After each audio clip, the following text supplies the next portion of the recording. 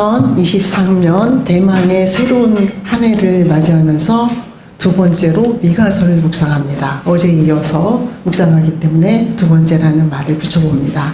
두 번째로 미가서를 묵상합니다. 미가서 6장의 6절의 말씀은 우리가 함께 이미 친숙해진 것처럼 하나님과의 만남을 이야기하는 것으로 시작합니다. 그래서 내가 무엇을 가지고 여호와 앞에 나아가며 내가 무엇을 가지고 여호와 앞에 나아가 그를 만나며 이렇게 이해할 수 있습니다. 그리고 그 만남을 또 그 새로운 출발을 하는 목적은 실제로 하나님을 만나기 위한 그 목적은 그 다음에 이어집니다. 그 만남의 목적은 그 다음에 이어지는 것처럼 높으신 하나님을 경배할까 이렇게 이어지는 것처럼 하나님과의 만남은 그분을 경배하는 것을 의미하는구나. 경배는 또 다른 말로 우리가 그분을 섬기는 것 그리고 하나님을 예배하는 것이라고도 바꿔서 말을 할 수 있습니다. 내가 무엇으로 하나님 앞에 예배하기 위해 나아가며 내가 무엇으로 그분을 경배하기 위해서 나아갈까 이렇게 우리는 말씀을 이해할 수 있습니다. 결론적으로 이 말씀이 우리에게 의미하는 것은 내가 하나님을 경배하는 삶 그리고 내가 예배하는 삶 속으로 그 삶을 선택해서 능동적으로 그 삶으로 진입한다는 것을 이야기한다고도 볼 수 있습니다. 그런데 내가 그분을 향해서 예배하는 자로 내 마음을 내 삶을 결정하고 그 삶 속으로 진입해 들어갈 때 그렇다면 나는 무엇을 준비해야 하고 또 어떤 삶의 방식으로 그분을 만날 수 있을까 이렇게 묻는 거지만 사실은 질문의 형식을 실제적으로 취하고 있지만 그 질문의 형식은 강조의 형식으로 그렇다면 그것이 무엇인지 묵상해 보아야 한다, 결정해야 한다, 결단해야 한다 이런 고백으로 우리는 이해할 수 있습니다. 그렇다면은 우리가 그의 그 답을 듣기 전에 이 질문에 대한 답을 듣기 전에 이런 이야기를 고백하고 결단하며 우리에게 건네고 있는 이 미가라는 인물이 살아간 시대 그리고 정치적인 상황 그리고 그의 삶의 정황은 무엇일까? 도대체 어떠한 베이스 속에서 어떤 환경 속에서 미가는 이런 고백을 하고 있을까? 우리가 함께 이야기해 볼 수가 있습니다. 미가가 살아간 시대는 미가서 1장 1절에서 이야기하는 것처럼 요담, 아하스, 히스기야 시대 왕의 이름이죠. 그래서 주전 737년부터 698년에 이르기까지의 상황을 이야기합니다. 그때의 상황을 보면은 이때 당시에 남유다는 외부 강국으로부터의 많은 지배와 침공을 받는 그러한 암울한 그런 악화된 정치적인 그런 외부적인 상황이었어요. 그리고 그렇기 때문에 정치적인 혼란은 당연히 경제적인 어려움과 불황을 가져올 수밖에 없는 당연히 그 다음에 이어 초래되는 상황인 그러한 상황이었습니다. 그런 상황이 일어나면 우리가 역사를 통해서 알듯이 무슨 일이 벌어집니까? 리더십의 부재가 일어나죠. 그리고 리더가 있다면 그 리더들의 행위는 사실 자기들의 그런 이권을 챙기기 위해서 타락하게 되는 그래서 우리는 그런 상황을 보게 됩니다. 그래서 또 종교 지도자들의 또 굉장한 타락성을 보게 되는 그런 상황이었어요. 그런 상황을 우리는 지금 들으면서 미가 시대의 정치적이고 외부적인 또 상황들 그리고 경제적이고 사회의 그런 혼란스러운 지도자의 부재 또 종교 지도자들의 타락을 보면서 우리는 어떤 생각을 할 수 있을까요?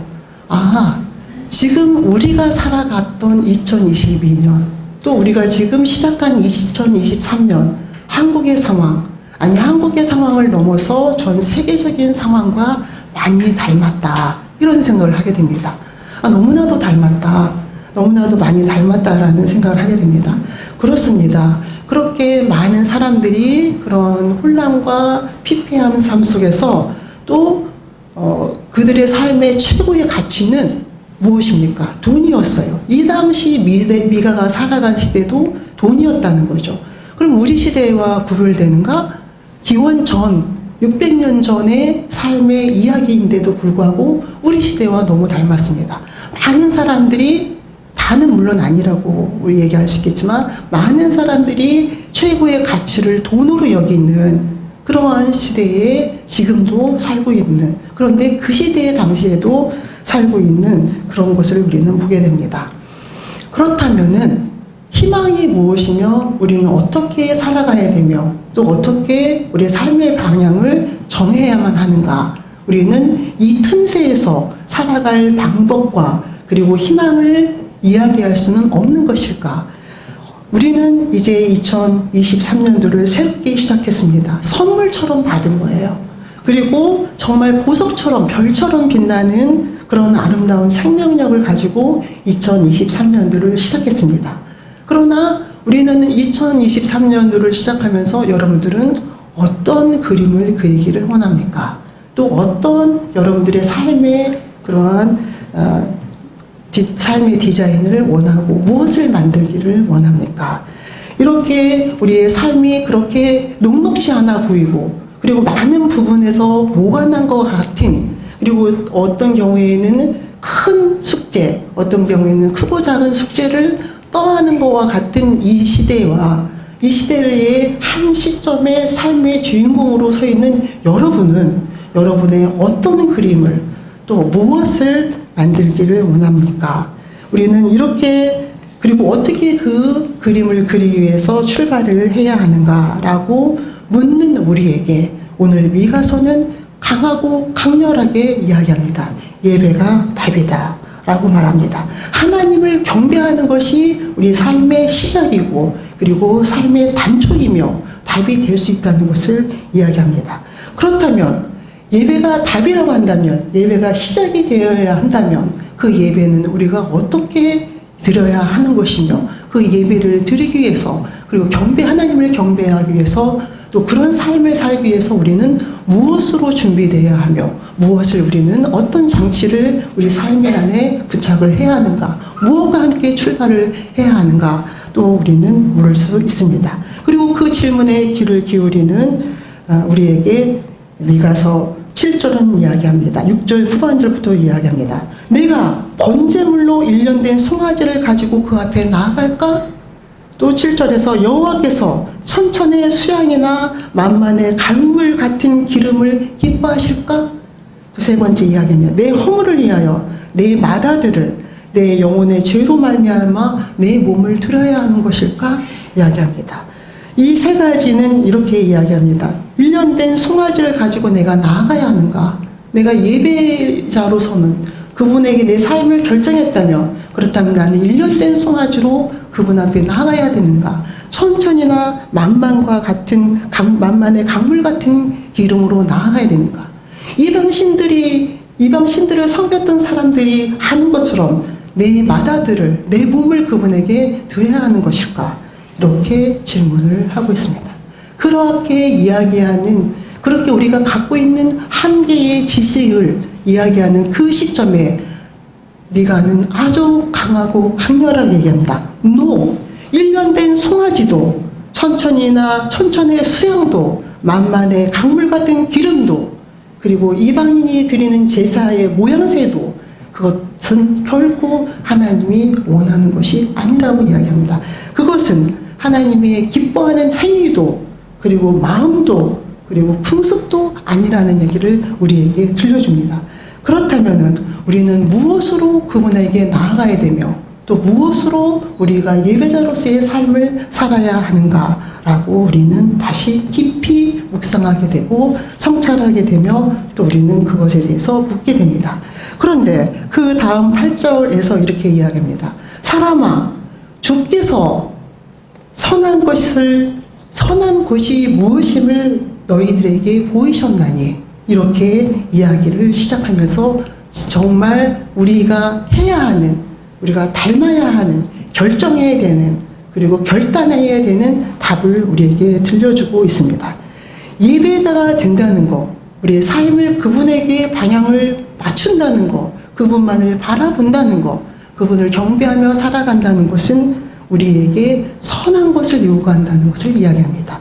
사람아, 주께서 선한 것이 무엇임을 내게 보이셨나니, 이렇게 시작된 말씀은 우리는 한 문장으로 끊어서 이야기할 수 있습니다. 사람아, 선한 것이 무엇이냐? 이렇게 질문합니다. 실제로 히브리어 문장은 그렇습니다.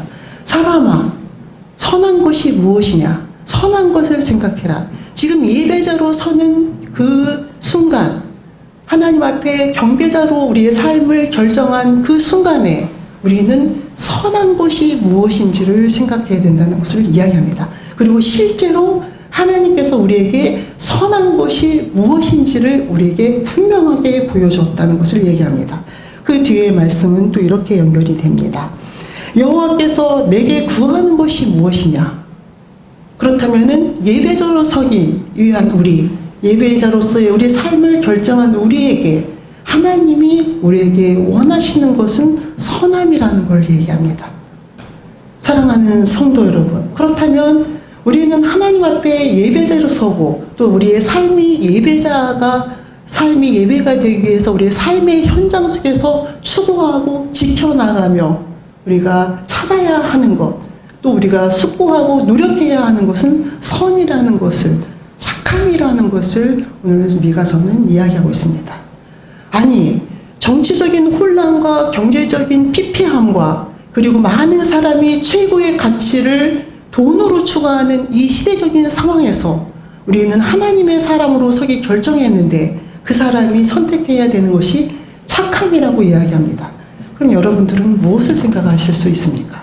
아니, 그렇게 피폐하고 혼란스러운 이 정말 치열한 환경 속에서 우리가 갖고 있는 선함이 경쟁력 있는 삶이 될 수 있을까?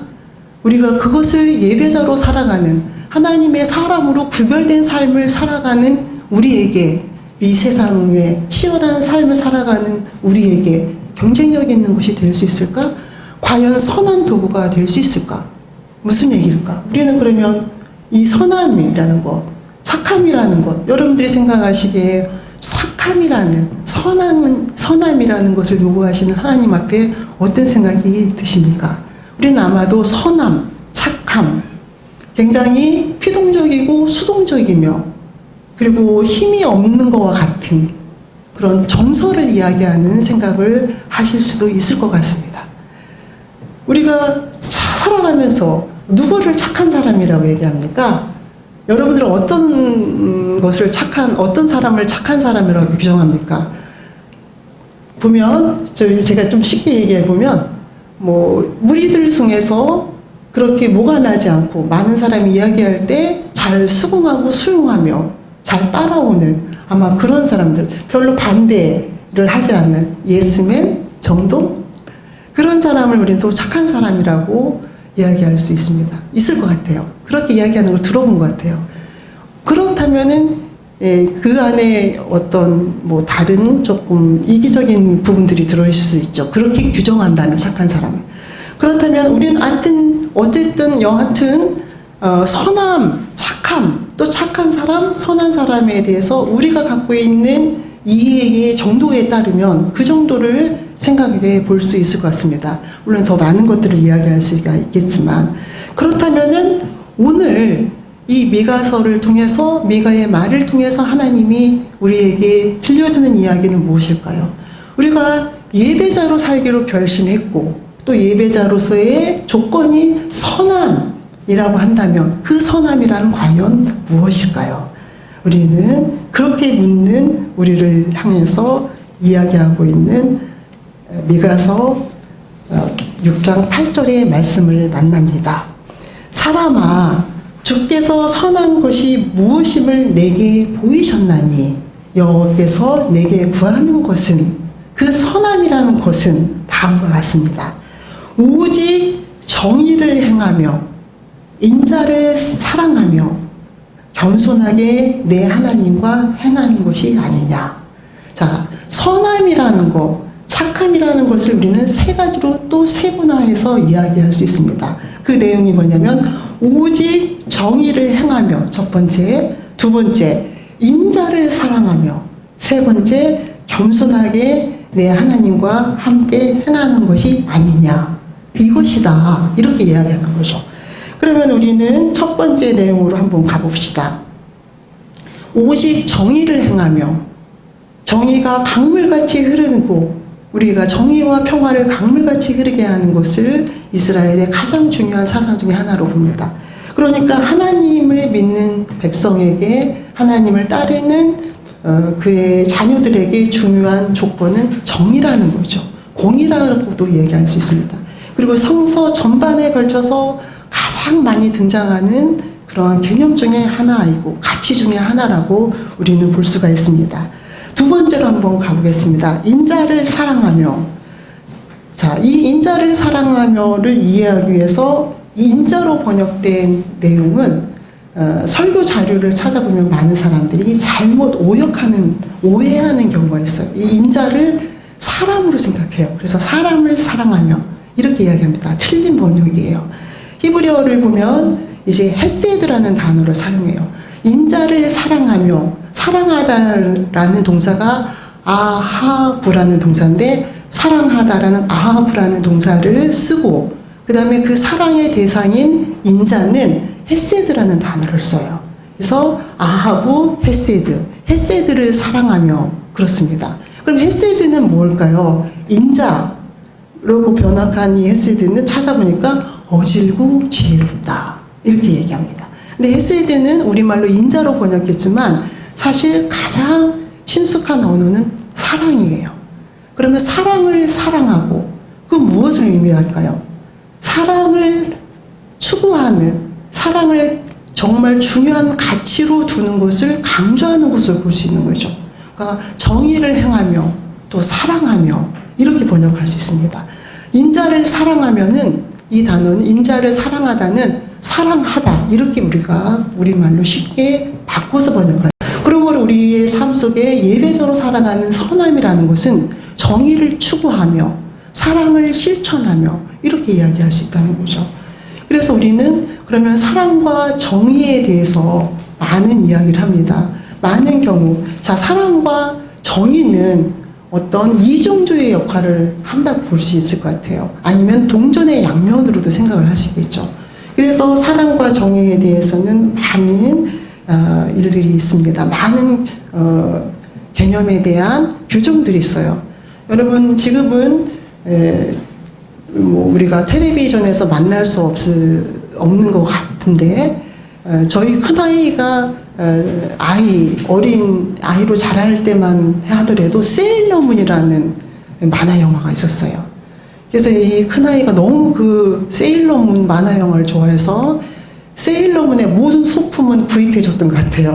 하물며 이불까지, 요까지 세일러문 이불로 그 아이의 그 요구를 충족시켜준 기억이 납니다. 아주 분홍, 노랑 이런 걸로. 근데 거기에서 그 세일러문의 그 여자 그 주인공들이 하는 얘기가 있어요. 사랑과 정의의 이름으로 널 용서하지 않겠다. 그래서 악인을 징계하는 그런 장면들이 나옵니다. 그래서 세일러문이 막 변신할 때 하는 말 있잖아요. 사랑과 정의의 이름으로 널 용서하지 않겠다. 이 아이 때문에 많이 봤던 기억이 납니다.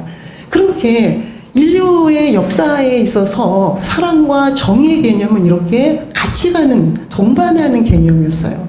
그러니까 정의에 치중하게 되다 보면 사랑을 잃어버릴 수 있는, 그 정의가 너무 빼쪽하고 정의를 추구하다 보면 너무 뭐가 나서 사랑을 잃어버려서 오히려 정의를 지키고 추구한다고 사람을 해할 수도 있는, 그렇다고 사랑에 또 치중하다 보면, 너무 사랑을 치중하다 보면 정의를 또 등한시하게 되고 오히려 그 일을 그르치기도 할 수 있는, 이렇게 이러한 양면적인 부분 때문에 사랑과 정의는 함께 가야 된다는 얘기를 많이 합니다. 굳이 우리가 어려운 얘기를 하지 않더라도, 예를 들면 사랑은 사적인 영역이고 정의는 공적인 영역이다. 마틴 루터가 얘기했고, 이 정의와 사랑에 대해서는 많은 얘기를 할 수 있습니다. 정의는 사랑의 가장 높은 표현이며 사랑과 정의는 변증법적인 관계에 있다. 나인홀드 리버의 이야기. 사랑과 정의에 대해서는 많은 철학자들과 신학자들이 그 개념 규정을 하고 있는 것을 우리는 보게 됩니다. 왜냐하면 그 두 개의 하모니가 어렵기 때문에 그 하모니를 강조하기 위한 많은 성찰의 결과물이라고 볼 수 있겠죠. 사랑하는 성도 여러분, 여러분들의 삶의 현장 속에서 어떻게 사랑과 정의의 하모니를 이루며 살아갑니까? 어떤 사람인 경우에는 정의보다는 사랑의 색깔이 더 진해 보이는 경우가 있고, 어떤 사람인 경우에는 사랑보다는 정의의 그런 색깔이 더 강렬해 보이는 그런 경우도 있고. 그런데 오늘 이 미가서는 미가를 통해서 하나님은 우리에게 말씀하십니다. 정의와 사랑이 두 이중주로서 잘 하모니를 이루는 것이 선함이라는 것을 이야기합니다. 그러므로 오늘 우리는 삶이 예배되게, 예배가 삶이 되게 라는 것으로 새해를 시작했습니다.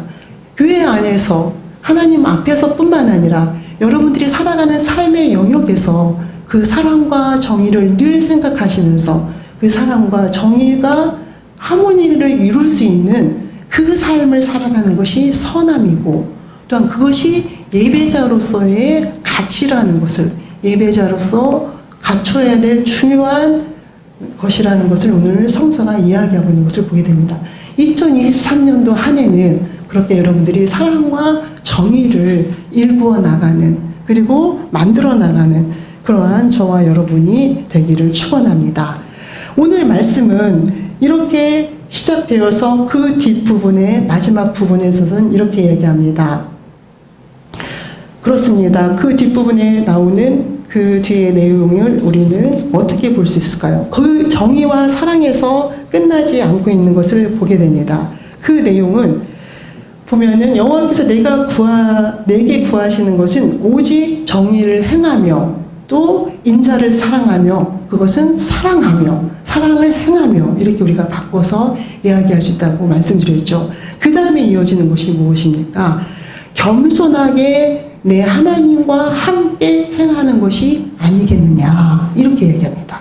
정의와 사랑과 또 더불어서 삼중주를 이루어야 하는데, 사랑과 정의의 이중주에 덧붙여서 겸손하게 하나님을 인정하는 삶을 이야기합니다. 우리의 삶 속에서 정의와 사랑을 실천하여 나아가는 그 순간에, 그 사건 속에 하나님이 계셔야 된다는 거죠. 하나님이 계셔야 한다는 것을 오늘 이야기를 합니다. 겸손하게 내 하나님과 행하는 것이 아니냐, 이렇게 이야기합니다. 사랑하는 성도 여러분, 이것이 무엇을 의미할까요? 저는 이렇게 한번 설명해 보고 싶습니다. 살아가면서 많은 사람들과의 만남 속에서, 또 관계성 속에서 벌어지는 일들이 굉장히 많이 있습니다. 그런데 그 벌어지는 일로 인하여서 나와 너가 서로 상충되는 의견이 있다면 우리는 서로에게 상처가 되기도 해요. 화합이 어려울 경우도 있어요. 그때 우리 한번 삶을 내려놓자고요. 그리고 여기 하나님이 어떻게 계신가? 무엇을 말씀하고 계신가? 여기 하나님은 우리에게 무엇을 원하시는가? 그 단계로, 그 부분으로 우리 삶을 내어드리는 것이 겸손이라고 얘기해요. 사랑과 정의와 겸손. 그런데 그 겸손이라는 것은 다른 어떤 것을 얘기하는 것이 아니라 그 사건 속에서, 그리고 우리가 상충되는 그 상황 속에서, 그럼 여기 하나님은 무엇을 하고 계신가? 여기 이곳에서 하나님은 어떤 목소리를 내고 계신가? 너도 내려놓고 나도 내려놓고 그분이 한번 얘기하는 것을 들어보자, 이렇게 얘기합니다. 이것이 바로 우리가 살아가는 예배자로서의 삶이라는 것을 얘기해요. 아무리 세상이 치열해도, 희망이 없는 것 같아도, 자꾸 이기주의로 전쟁이 발발해도 우리가 희망이 없다, 삶의 의미, 기쁨이 없다라고 우리가 딱 아주 우울하게 회의적인 그런 삶을 살아가기 전에 사랑과 정의를 말하며, 그리고 그곳에서 답을 찾기 위해서 여기 하나님은 무슨 얘기를 우리에게 건네고 계신가, 우리에게 어떤 목소리를 내고 계신가를 들어보자고 이 미가서에서 이야기하고 있습니다. 사랑하는 성도 여러분, 저도 그런 생각을 하게 됩니다. 정말 예배가 삶이 된다는 것, 삶이 예배가 된다는 것이 무엇일까? 살아가면서 누군가의 관계성 속에서 우리는 관계가 굉장히 중요하잖아요. 관계가 우리 인생의 전부라고도 말할 수 있을 것 같습니다. 근데 그 관계성 속에서 서로 상충되는, 서로 가치관이 다르기 때문에 굉장히 아주 첨예하게 상충되는 그런 상황에 만나게 돼요. 직면하게 되는 경우가 많잖아요. 그런데 우리는 그 관계를 쉽게 포기할 수 없습니다. 왜냐하면 우리가 추구하는 삶의 가치는 정의와 사랑이기 때문이에요. 그럴 때 저는 한번 이런 생각을 해봤어요. 여기 하나님이 어디 계신가? 하나님은 무슨 얘기를 우리에게 건네고 계신가? 내가 어떤 선택을 하기를 원하시는가? 그렇게 묻게 되면 하나님이 나에게 들려주는 이야기가 있고 내가 경솔하게 행하지 않고 경솔하게 판단하지 않는 것을 경험하게 됩니다. 잠시 기다려보자. 그분이 어떻게 이끌어 나가실지. 이것이 하나님과의 교제이고 하나님과의 만남이고 그분을 인정하는, 그분을 경배하는 삶의 모습이라는 것을 우리는 알게 됩니다. 어렵지 않아요. 그렇지만 쉽지도 않습니다. 사랑하는 성도 여러분, 2023년을 살아가는 여러분들이 사랑과 정의와 그리고 하나님을 겸손히 인정하는 그런 예배자로서의 삶을 결정하시고 그런 결정 가운데 살아가는 여러분들의 삶이, 그리고 여러분들의 삶을 하나님께서 어떻게 열어가시는지를 그 은혜를 누리시는 저와 여러분이 되시기를 축원합니다. 기도하시겠습니다.